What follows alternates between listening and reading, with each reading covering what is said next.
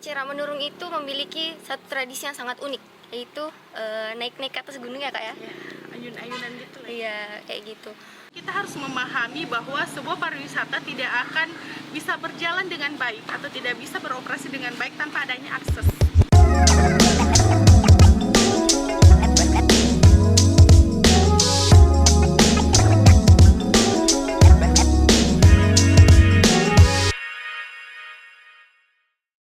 Assalamualaikum warahmatullahi wabarakatuh. Halo pemirsa, selamat datang di Lodang Podcast Spirit Peradaban Bangsa, tempat dimana kita akan ngobrol santai tapi tentunya akan tetap berbobot. Nah, hari ini akan ditemani bareng Delvi, tentunya bersama wajah-wajah Kabupaten Enrekang alias Duta Wisata Kabupaten Enrekang. Halo Kak, mungkin bisa perkenalkan dirinya. Oke, Dari saya terlebih dahulu, perkenalkan nama saya Nur Zakia, kerap disapa Kia, dan saya delegasi dari Kecamatan Anggeraja, tepatnya di Desa Singki. baik. Baik, halo untuk seluruh penonton. Perkenalkan nama saya Mona Lisa. Saya akrab disapa Mona. Saya adalah Duta Wisata Kabupaten Rekang tahun 2019.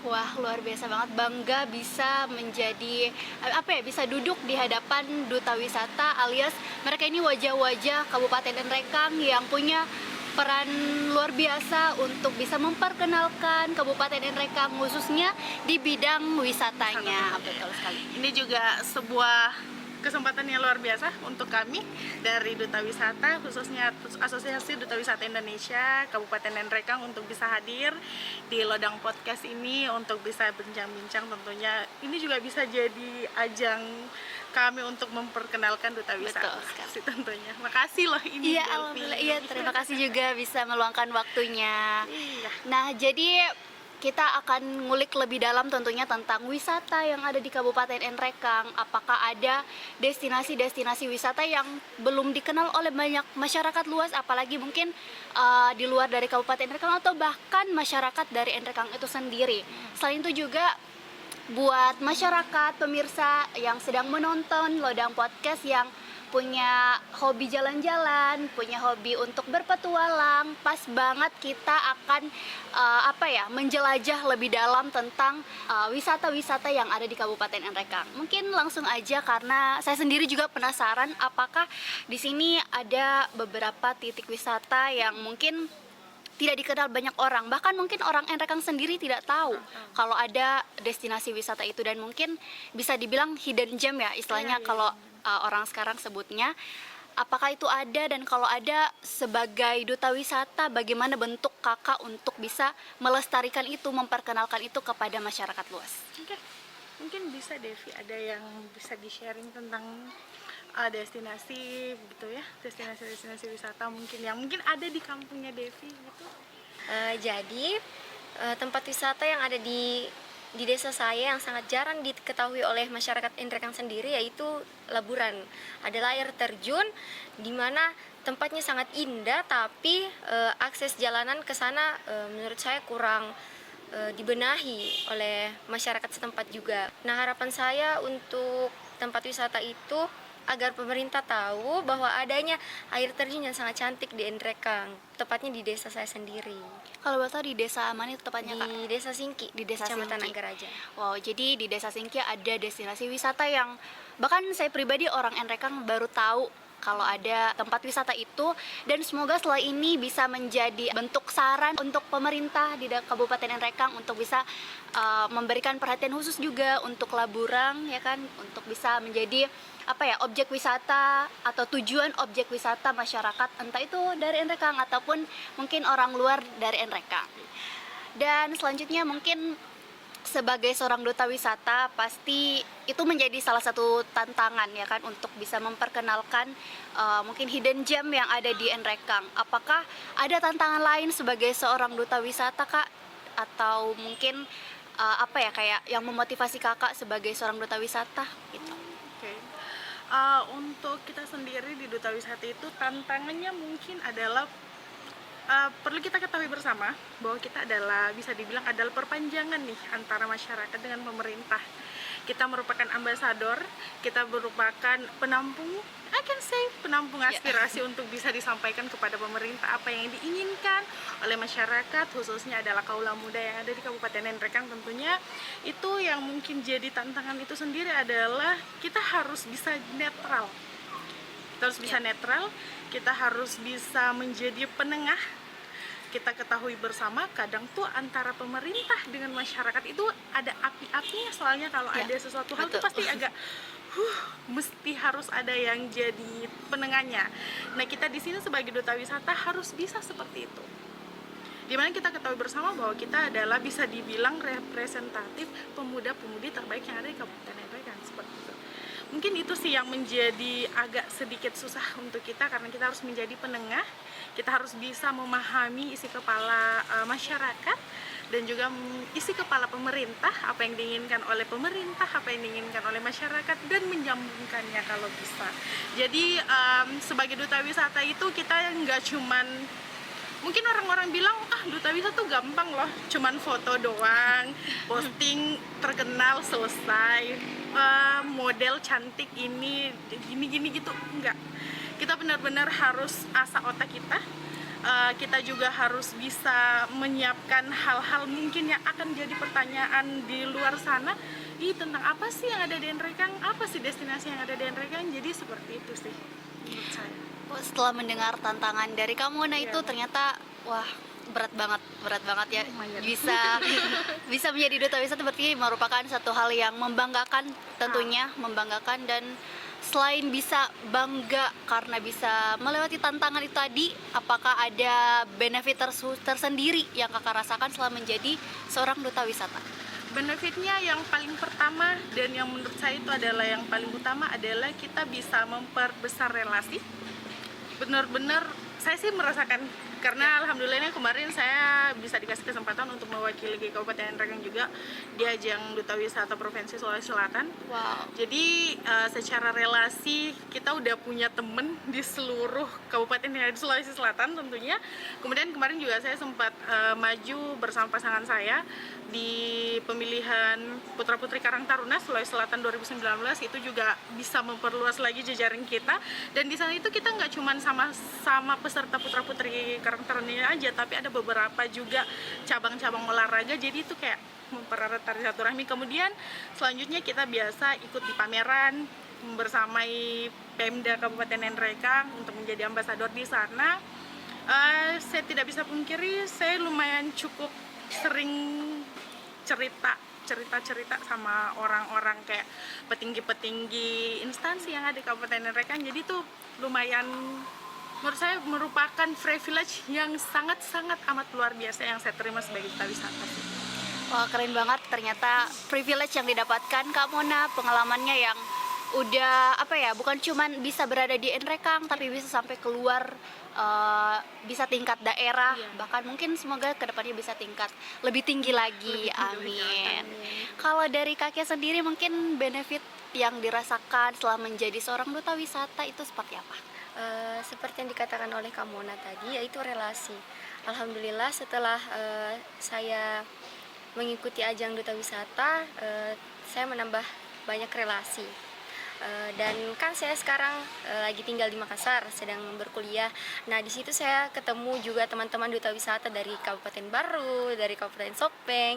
Dan di situ cerita kita masuk kalau kita sudah bahas tentang kabupaten masing-masing, seperti itu. Wow, jadi tentunya yang paling dinotis di sini adalah kita bisa memperluas relasi, bukan cuman ya di daerah kita di Nrekang, tapi bisa lebih jauh lagi, tentunya bisa memperkenalkan diri kita sebagai seorang duta wisata. Itu merupakan satu hal yang sangat membanggakan tentunya. Dan selain wisata, apakah semisal daerah Nrekang yang dikenal beberapa makanan khasnya mungkin, itu apakah juga menjadi bagian yang menjadi perhatian dari seorang duta wisata, atau mungkin bukan menjadi ranah dari seorang duta wisata? Ya, baik. Kita ketahui bersama bahwa wisata itu tidak hanya tentang tempat. Ada objek juga. Objeknya itu diantaranya itu adalah kuliner, makanan, bukan cuma kuliner sih, ada juga dibilang istilahnya sport tourism, ada juga yang tentang pariwisata keagamaan. Jadi memang pariwisata itu mencakup hal yang luas, salah satunya adalah kuliner. Kalau dibilang itu menjadi perhatian, ya tentu saja itu menjadi perhatian. Apalagi di Kabupaten Nrekang kita punya banyak sekali wisata makanan di sini yang memang kita tidak akan dapatkan di luar daripada Nrekang. Jadi kalau saya pribadi, saya sangat aware terhadap hal itu. Karena apa? Karena itu juga bisa menjadi budaya yang harus dijaga, harus dilestarikan, dan itu juga bisa menjadi identitas ciri khas dari Kabupaten Nrekang itu sendiri sih menurut saya. Oh ya, kalau dari segi makanan apa ada tantangan khusus Kak untuk bisa membuat ini dikenal banyak orang, atau mungkin apa ya, kadang seperti kalau saya pribadi alami itu kalau misalnya lagi di Makassar itu kadang perdebatan antara depa-tetekan itu kadang disebut ini bukan dari Nrekang tapi dari Toraja. Terus saya berusaha untuk menguatkan menguatkan argumen saya bahwa ini tuh dari Nrekang bukan dari Toraja. Apa Kakak sebagai duta wisata pernah mengalami hal serupa atau seperti apa? Kalau saya pribadi sih itu memang hal yang lumrah ya, sering banget kita jumpai dimanapun kita berada. Jangankan DPTT kan ya, semacam kalau tidak salah itu nasuliku itu bundu-bundu itu kan juga di Bugis pun juga udah rame banget tuh. Itu bukan dari Nrekang doang. Nah masalahnya di sini adalah hak paten sih. Kata saya, kalau memang kita pengen itu jadi simbol dari daerah kita, ya kita memang harus perhatian tentang hal itu. Salah satunya adalah membuat izin. Sama dengan rendang sudah jadi paten di daerah Minang karena memang itu sudah ada izinnya gitu. Kalau kita memang Nrekang yakin dan percaya bahwa itu dari kita harusnya bisa membuktikan dengan memberikan hak paten bahwa itu memang dari Nrekang. Mungkin itu kekurangannya kita di sini karena memang tidak ada hak paten yang dikeluarkan dan menjadi dasaran bahwa makanan ini adalah dari sini. Kayak gitu sih. Wow, jadi ternyata ini udah menjadi perdebatan lumrah di kalangan masyarakat, dan semoga setelah ini bisa lagi-lagi menjadi masukan untuk daerah kita bahwa izin akan nama produk, nama makanan kita itu juga penting sekali. Jangan sampai malah dicap sama daerah lain bahwa itu punya mereka, padahal itu punya kita yang sangat harus menjadi perhatian khusus kita juga untuk untuk bisa menjadi kayak punya kita. DPTT kan tuh punya Nrekang, kita bukan yang lain. Dan selain itu juga, selain wisata, makanan, apakah di Nrekang sendiri tuh ada adat istiadat yang mungkin pengen banget Kakak perkenalkan ke pemirsa, ke pendengar, ke penonton setia dari Lodang Podcast? Apakah itu ada, dan kalau ada bisa dijelaskan? Macera Menurung. Saya rasa Macera Menurung harus lebih terkenal ke daerah-daerah luar, jangan di Nrekang saja. Bahkan Macera Menurung itu memiliki satu tradisi yang sangat unik, yaitu naik-naik ke atas gunung ya Kak ya? Ayun-ayunan gitu lah. Iya, kayak gitu. Dan Macera Menurung tuh ada dua versi ya Kak? Iya. Ada dari Maiwa sama ada yang dari di Kalupini. Nah, saya rasa adat tersebut sangat unik ya di Kabupaten Nrekang. Perlu banget untuk kita perkenalkan ke masyarakat luar. Tambahan Kak. Baik, Macera Menurung itu merupakan adat istiadat yang sudah sangat terkenal di Kabupaten Nrekang. 2 tahun sekali biasa dilaksanakan, ada di daerah Kecamatan Maiwa, ada juga di Kalupini. Ini kenapa harus jadi perhatian juga, karena ini adalah hal yang hanya ada di Nrekang.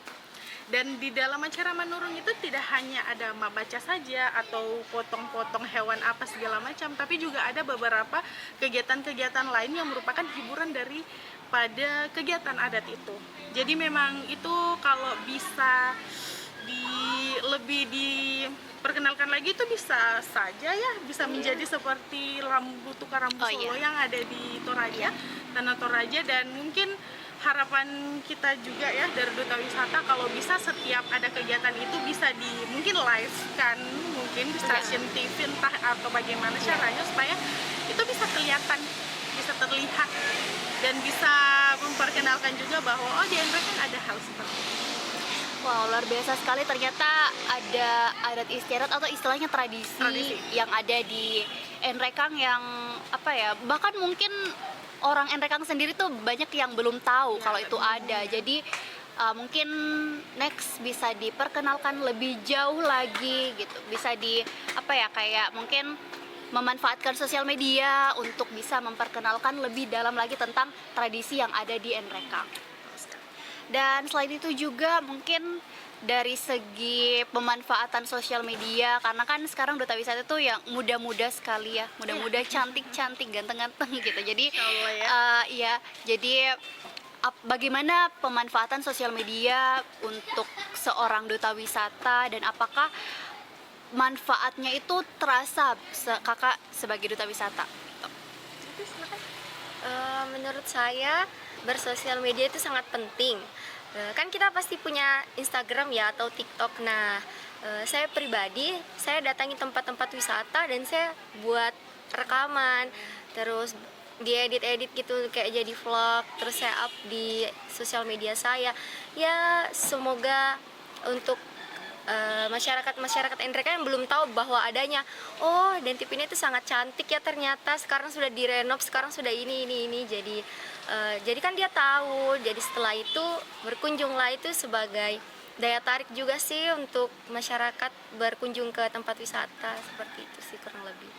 Yap, jadi memang sosial media itu sekarang sudah menjadi apa ya, kayak teman untuk kita semua, untuk apalagi untuk seorang duta wisata yang dimana perannya tuh penting sekali untuk bisa memperkenalkan daerah Enrekang, wisata-wisata yang ada di Enrekang. Dan semoga lewat YouTube dari Lodang Podcast ini juga bisa menjadi wadah untuk memperkenalkan bahwa tadi kita udah bahas tradisi, udah bahas kuliner, apalagi wisata yang ada di Kabupaten Enrekang. Dan mungkin ada pesan kakak sebagai duta wisata tentang bagaimana wisata-wisata yang ada di Enrekang untuk pemirsa yang sedang menonton Lodang Podcast, Kak. Oke, baik.